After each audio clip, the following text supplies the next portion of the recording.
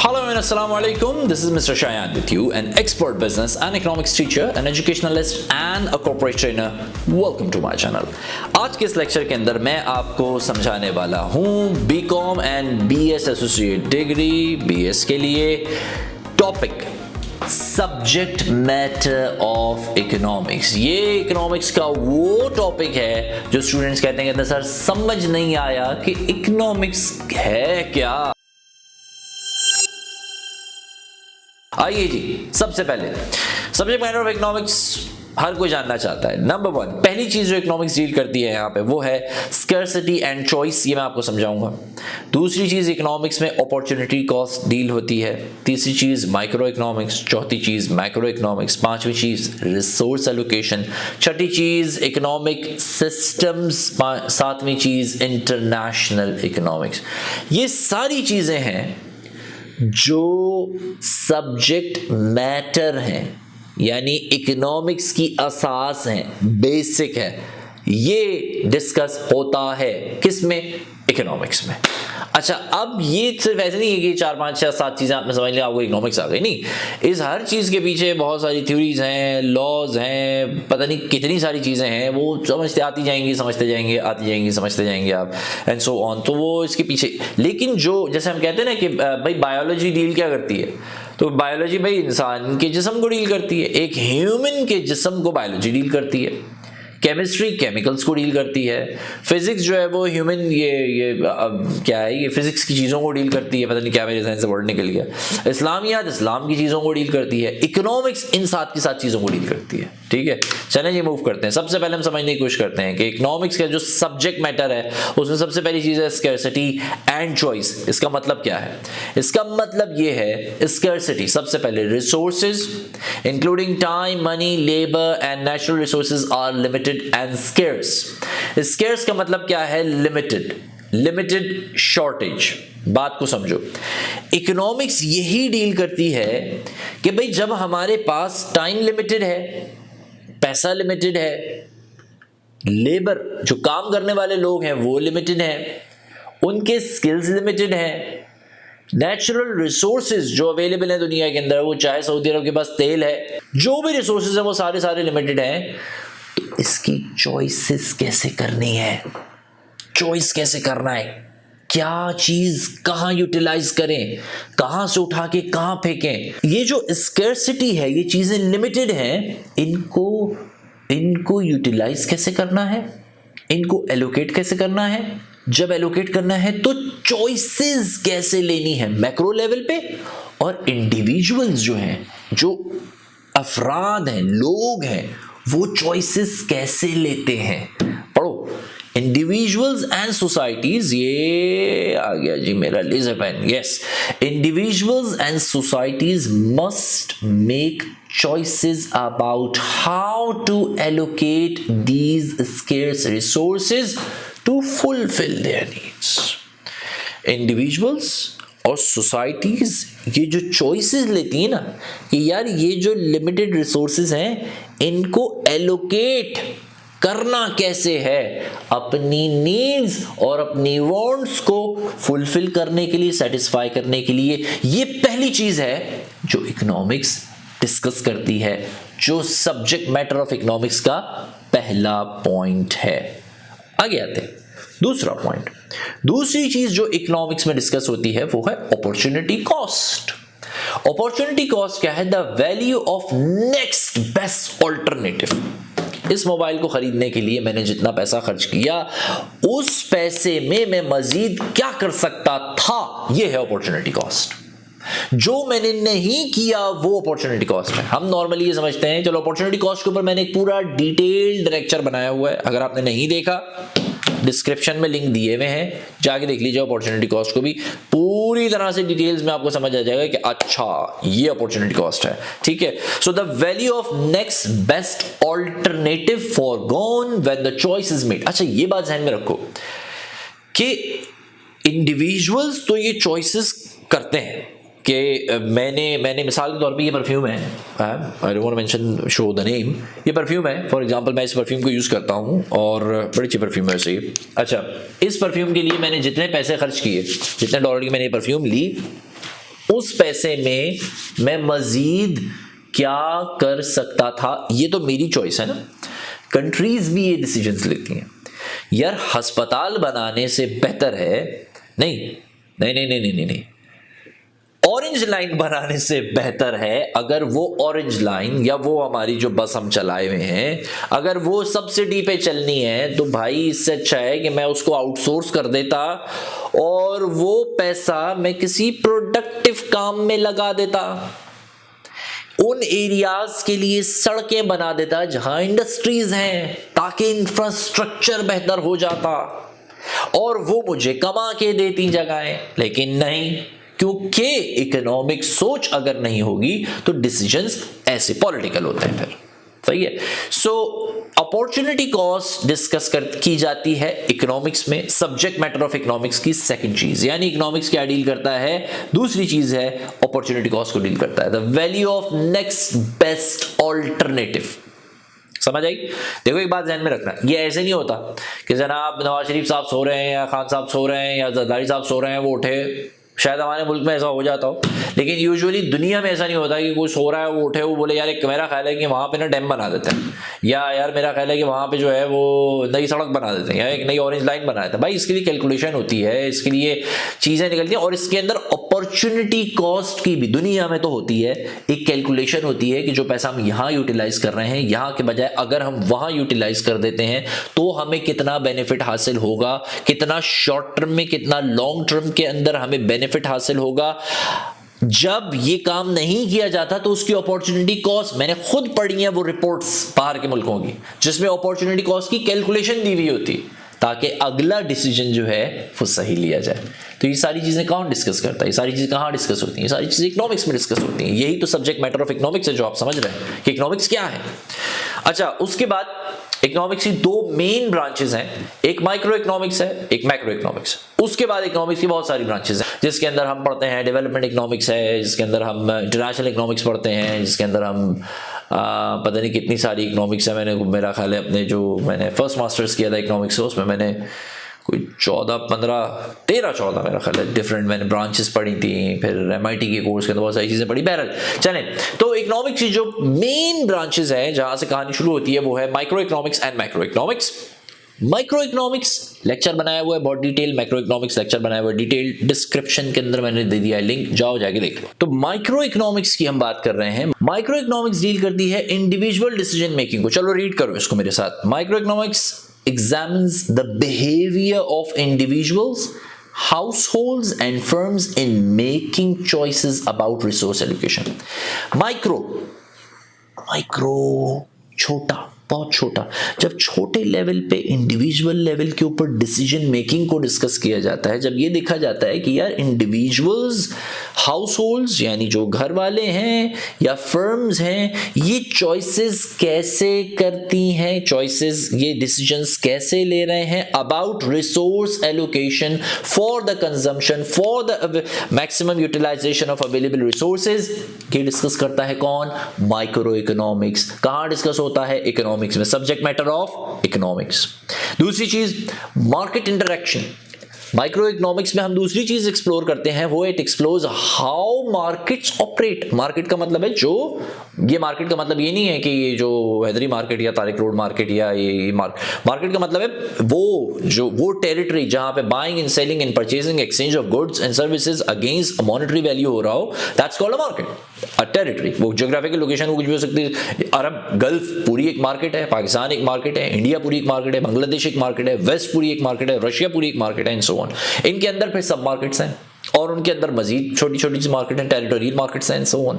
It explores how markets operate focusing on the forces of supply and demand and that determines prices and the quantity. Micro economics के अंदर ही deal किया जाता है कि markets operate कैसे हो रही हैं, सप्लाई और डिमांड के जरिए प्राइसेस कैसे सेट हो रही हैं छोटी मार्केट्स में और थोड़ी बड़ी मार्केट्स के अंदर। ये कौन डिस्कस कर रहा है?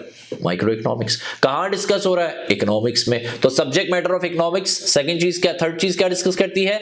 माइक्रो इकोनॉमिक्स को।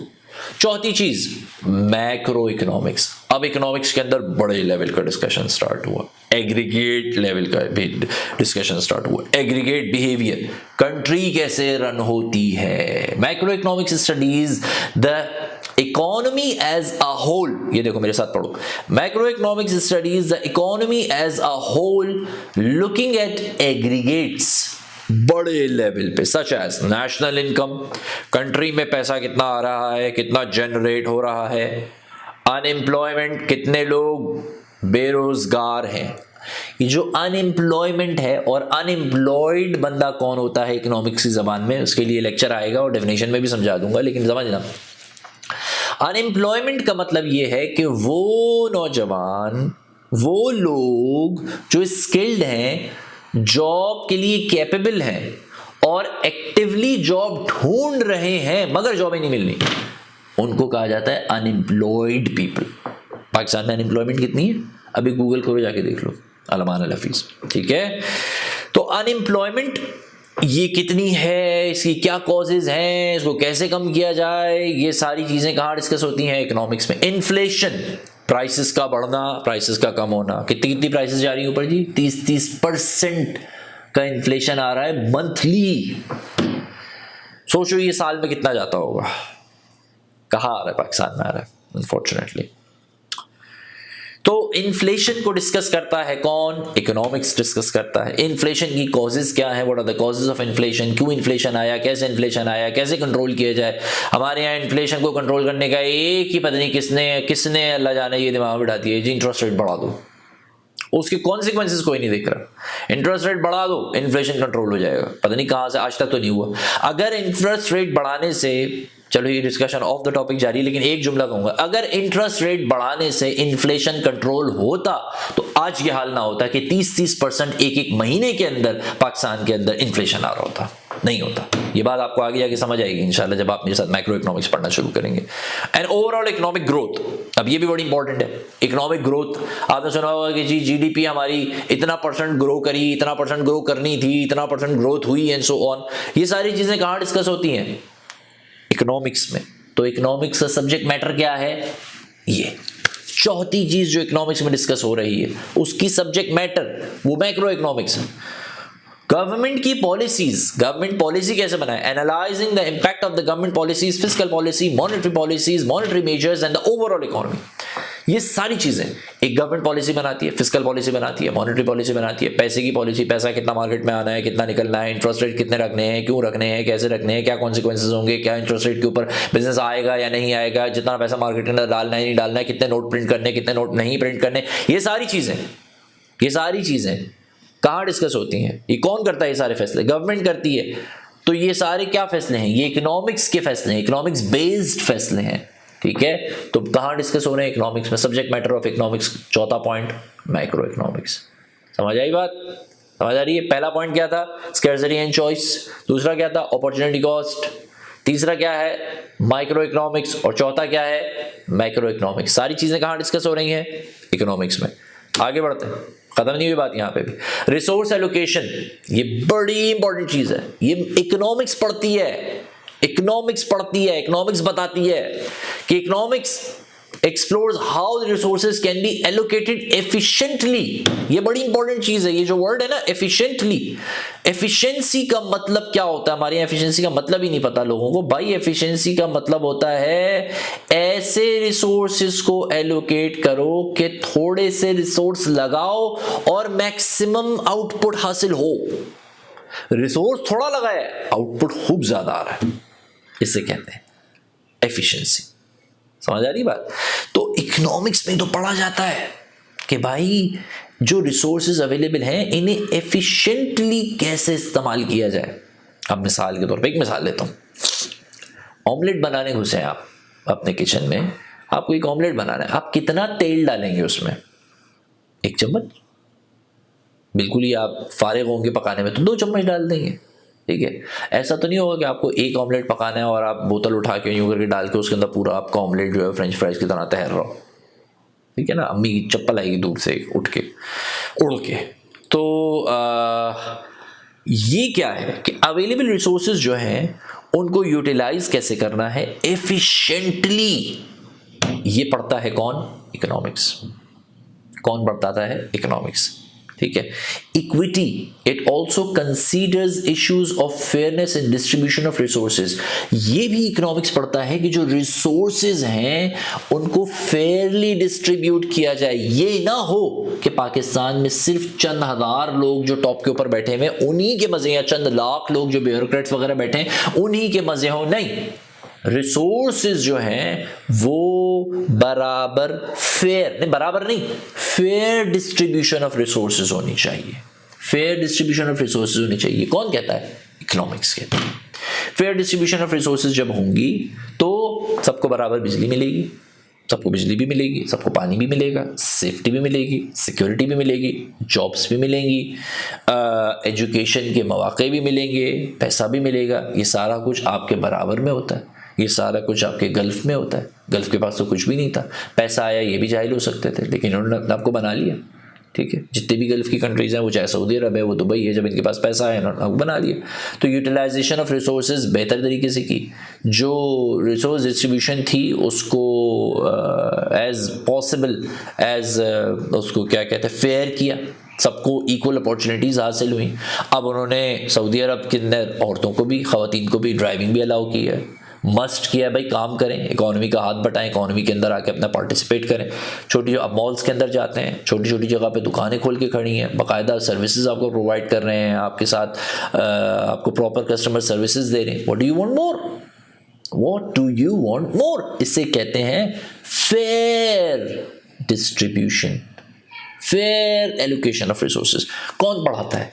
कौन बताता है? इकोनॉमिक्स बताती है। हाँ, हमारा इस्लाम भी कहता है, ज़ाहिर इस्लाम ही कहता है असल में, उन्हीं की बेसिस के ऊपर इकोनॉमिक्स भी कहती है। इकोनॉमिक सिस्टम्स पढ़ते हैं हम इकोनॉमिक्स के अंदर, जिसमें है सबसे पहला मार्केट सिस्टम पढ़ा जाता है, कमांड सिस्टम पढ़ा जाता है, socialism, capitalism and so on. इनकी वीडियोस आएंगी इंशाल्लाह, इनके भी लेक्चर्स आ रहे हैं, don't worry. So market system पढ़ाया जाता है इसके अंदर, इकोनॉमिक्स के अंदर। वो है economic examines how the market economies where the prices are determined by the supply and demand function। एक सिस्टम हम पढ़ते हैं इसके अंदर कि जी जो प्राइसेस हैं वो डिटरमाइन होती है सप्लाई एंड डिमांड से। जितनी ज़्यादा डिमांड उतनी ज़्यादा प्राइस ऊपर जाएगी, उस हिसाब से सप्लाई आएगी। अगर डिमांड कम है तो प्राइसेस हम उस हिसाब से एडजस्ट करते हैं, फिर उस हिसाब से हम सप्लाई एडजस्ट करते हैं। तो ये हम मार्केट सिस्टम के अंदर पढ़ते हैं। ये कौन पढ़ाता है? इकोनॉमिक्स पढ़ाती है, सब्जेक्ट मैटर ऑफ इकोनॉमिक्स। फिर हम कमांड सिस्टम पढ़ते हैं, जिसके अंदर also considers centrally planned economies, जहाँ पे सारी चीज़ें हाथ में होती हैं ऊपर। ठीक है, नॉर्थ कोरिया मिसाल के तौर पर, कमांड इकोनॉमी, सारी चीज़ों की प्राइस सेट होगी, कौन कितना अमीर बनेगा ये भी सेट होगा, किसके पास कितना पैसा होगा ये भी सेट होगा, कौन कहाँ रहेगा ये भी सेट होगा, किसको कहाँ रहना अलाउ नहीं है ये भी सेट होगा। साउथ अफ्रीका में भी होता है ऐसा। प्राइसेस में तो नहीं है, लेकिन रिहाइश के अंदर है। वहाँ पे मैंने सुना है कि मेरे अपने दोस्तों ने बताया साउथ अफ्रीका से कि वहाँ पे सोसाइटीज़ हैं, वहाँ पे ब्लैक्स अलग रहते हैं, ब्राउन्स अलग रहते हैं, वाइट्स अलग रहते हैं, मिक्स नहीं होते, कोई एक दूसरे के एरिया के अंदर अपना घर नहीं देते हैं, सो ऑन। सो ये तो चलें, ये तो एक कम्युनल सिस्टम था जो पहले वहाँ था। लेकिन यूजुअली ऐसा होता है कि गवर्नमेंट जो है वो सारे मेन डिसीजंस लेती है, उसे कमांड इकोनॉमी कहते हैं। ठीक है, ये कहाँ डिस्कस होता है? इकोनॉमिक्स में डिस्कस होता है। तो सब्जेक्ट मैटर ऑफ इकोनॉमिक्स का एक और पॉइंट। आगे बढ़ते हैं जरा। उसके बाद इकोनॉमिक्स डिस्कस करती है इंटरनेशनल इकोनॉमिक्स। इंटरनेशनल इकोनॉमिक्स का क्या मतलब है? Global interactions. Economics analyses international trade, international trade कैसे करनी है, फाइनेंस कैसे मैनेज करना है, इकोनॉमिक रिलेशनशिप्स कैसे बनाने हैं कंट्रीज के बीच में। आप देखते हैं कि जी फलां कंट्री ने फलां कंट्री के साथ अपने टाइज खत्म कर दी, फलां कंट्री ने फलां कंट्री के साथ अपने टाइज बना ली। ये सारी चीज़ें क्या है? ग्लोबल इंटरैक्शंस है। तो इकोनॉमी कैसे काम करेगी, हमने इंटरनेशनल ट्रेड कैसे करनी है, पाकिस्तान दुनिया को क्या बेचता है, पाकिस्तान अमेरिका को बहुत सारी चीज़ें बेचता है, भेजता नहीं है, बेचता है। ठीक है, और डिफरेंट कंट्रीज़ को भी बहुत सारी चीज़ें बेचता है, लेकिन वो उतनी नहीं है जितनी होनी चाहिए। हमारी एक्सपोर्ट्स वैसे बहुत कम है, लेकिन फिर भी कुछ तो बेचता है ना। सऊदी अरब दुनिया को तेल बेचता है, तेल के एवज में कुछ चीज़ें लेता है, सर्विसेज लेता है वो, एंड सो ऑन। तो ये इंटरनेशनल ट्रेड है। ये सारी चीज़ें कहाँ पढ़ी जाती हैं? इकोनॉमिक्स में पढ़ी जाती हैं। Globalisation, it explores the impact of globalisation on economies and societies. अब ग्लोबलाइजेशन हो रही है, मिसाल के तौर पे दो कंट्रीज में आपस में जंग चल रही है, तो आपको एज अ कंट्री क्या फैसला लेना है, आपको अपना कहाँ खड़े होना है। जैसे हमारी पिछली एक हुकूमत जो गई, उसके ऊपर यही तो एग्ज़ाम था कि जो उन्होंने अपना जो है वो इकोनॉमिक जो वो था हब था, उसको चेंज करके दूसरी तरफ वो जा रहे थे, तो चले उनकी हुकूमत गिर गई मिसाल के तौर पे। ये माना जाता है पाकिस्तान के अंदर, स्ट्रॉन्ग बिलीव इस बात का। इकोनॉमिक डेवलपमेंट डिस्कस होती है इकोनॉमिक्स के अंदर, growth and development. Economies investigate the factor that contribute to the growth. क्या चीज़ें हैं जो एक इकोनॉमी को ग्रो करती हैं? लिविंग स्टैंडर्ड कैसे अप किया जा सकता है, लिविंग स्टैंडर्ड कैसे ऊपर आ सकता है लोगों का, ये सारी चीज़ें कहाँ डिस्कस होती हैं? इकोनॉमिक्स में डिस्कस होती हैं। कैसे लोगों के पास ज़्यादा पैसा है, कैसे लोगों के पास ज़्यादा तालीम आ जाए, कैसे लोगों के पास ज़्यादा शऊर आ जाए, कहाँ डिस्कस होता है? इकोनॉमिक्स में डिस्कस होता है। इनइक्वालिटी की चीज़ें कहाँ डिस्कस होती हैं? इकोनॉमिक्स में डिस्कस होती हैं कि भाई इनइक्वालिटी ना हो जाए। इनइक्वालिटी का मतलब क्या है? It addresses the issues related to income distribution and disparities. यानी इनकम और डिस्ट्रीब्यूशन जो है वो ऐसा ना हो कि जनाब जैसे हमारे यहाँ होता है अनफॉर्चुनेटली कि जी किसी इदारे से फारिग होना है तो उनकी 8 लाख रुपए जो है वो 10 लाख रुपए पेंशन लग रही है, और जो प्राइवेट हैं जिन्होंने सारी ज़िंदगी टैक्स दिया है उनको कोई ओल्ड एज बेनिफिट नहीं है।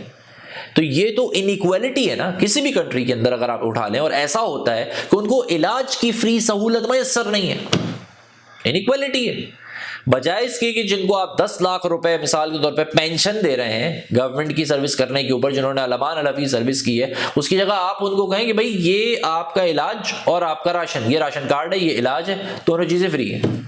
बस 10 लाख रुपए 8 लाख रुपए हम लोग जिस तरह देते हैं। और जो प्राइवेट सेक्टर में सारी जिंदगी खच्चल ख्वार होने वाला आदमी जिसकी उम्र 60 साल हो गई, उसने सारी जिंदगी करोड़ों रुपए टैक्स दिया है, वो अपने इलाज के लिए गवर्नमेंट हॉस्पिटल जा रहा होता है, उसका इलाज नहीं हो रहा होता, उसको खाने की उसको कोई सहूलत मैसर नहीं होती।